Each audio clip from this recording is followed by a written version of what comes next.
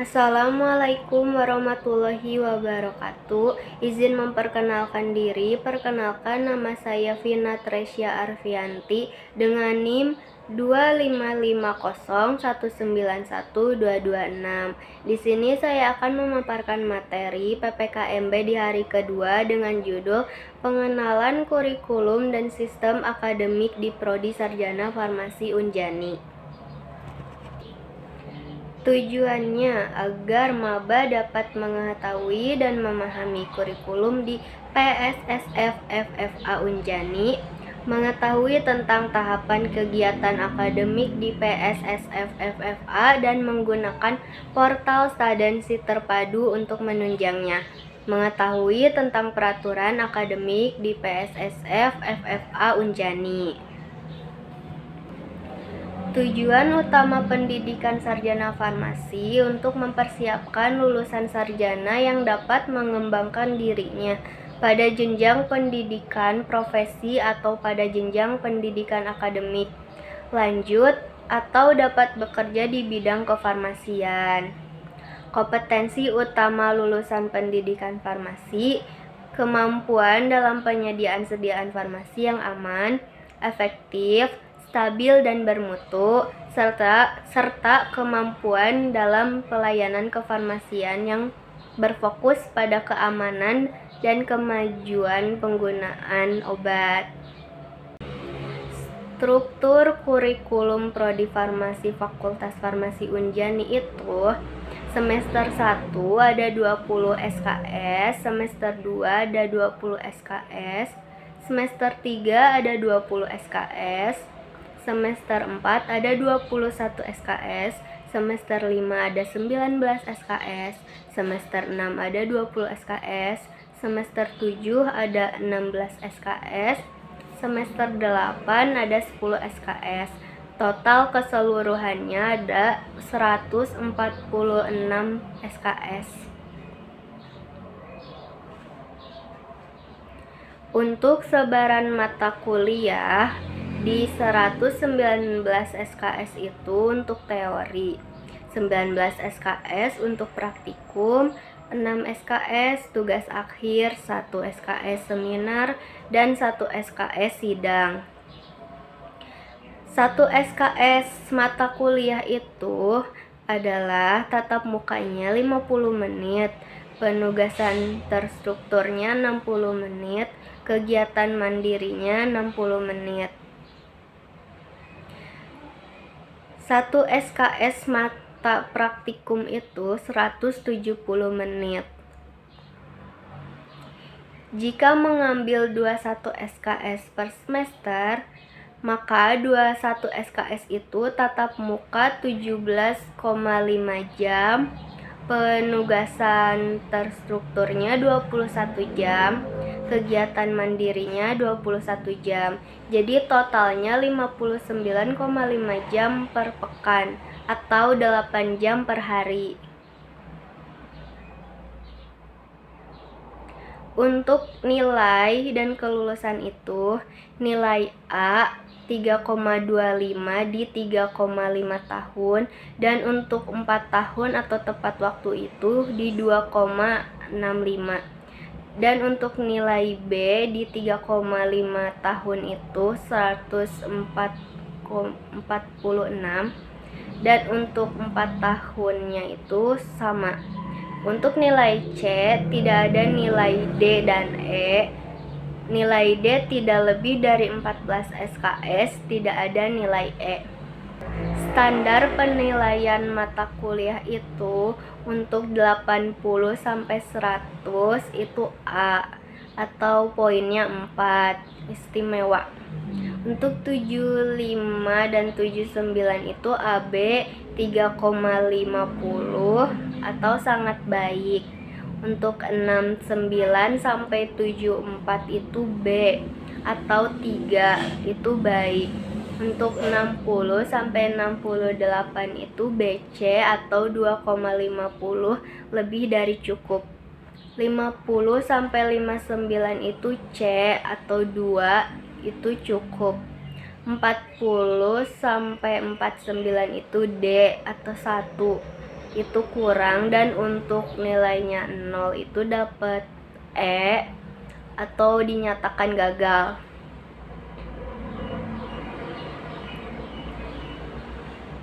IP dan IPK derajat keberhasilan mahasiswa dalam satu semester dinyatakan dengan indeks prestasi atau IP, dan derajat keberhasilan mahasiswa dalam satu tahap pendidikan dinyatakan dengan indeks prestasi kumulatif atau IPK. IP adalah ukuran kemampuan mahasiswa per semester yang dapat dihitung berdasarkan jumlah SKS mata kuliah yang diambil, dikalikan nilai bobot masing-masing mata kuliah, dibagi dengan jumlah SKS mata kuliah yang diambil. Lalu IPK adalah ukuran kemampuan mahasiswa selama mengikuti studi yang dihitung berdasarkan jumlah SKS mata kuliah yang sudah diambil dikalikan dengan bobot nilai masing-masing mata kuliah dibagi dengan jumlah SKS mata kuliah yang sudah diambil.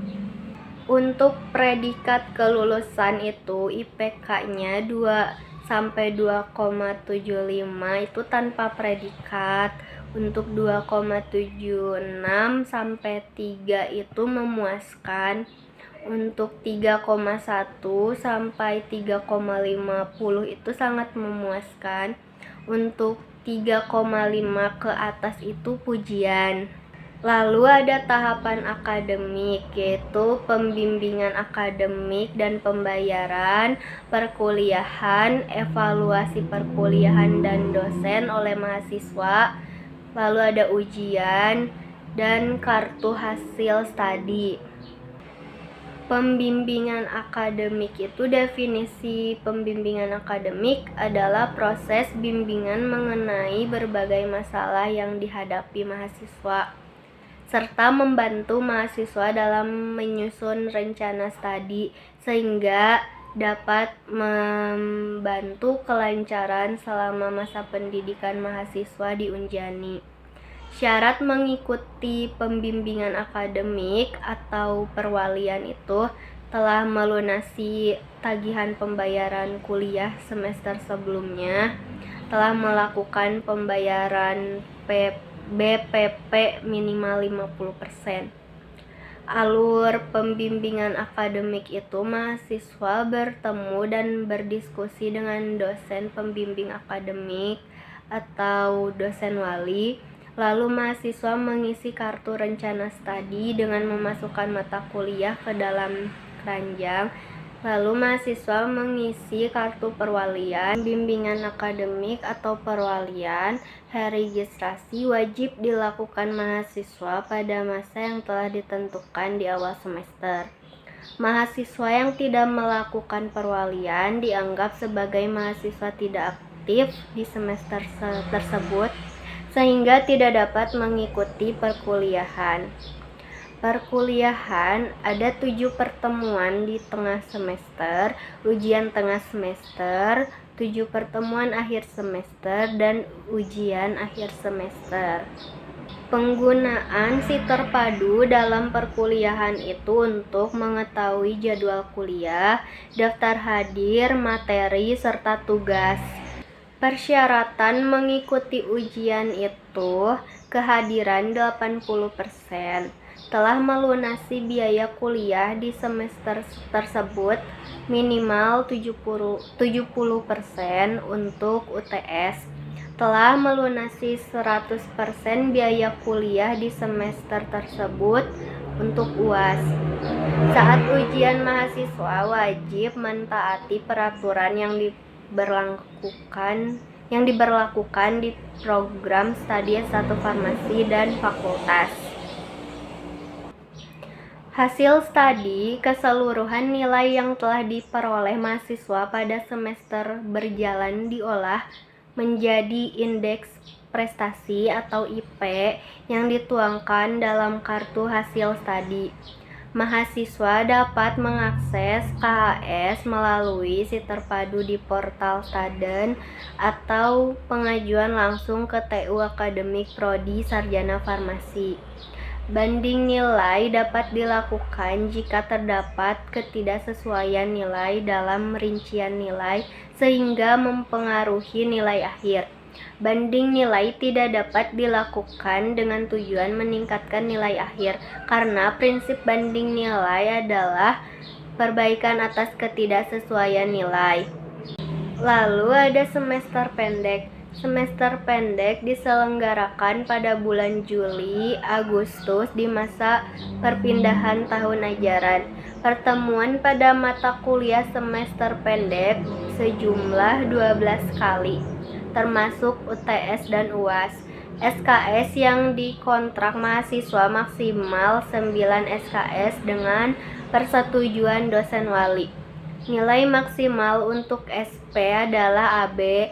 Nilai yang dijadikan nilai akhir adalah nilai terakhir. Lalu ada beberapa peraturan akademik lainnya, seperti beban studi akademik, masa studi, cuti akademik, berhenti studi tetap. Mungkin cukup sekian penyampaian materi saya. Mohon maaf jika ada kesalahan yang disengaja ataupun tidak disengaja. Terima kasih. Wassalamualaikum warahmatullahi wabarakatuh.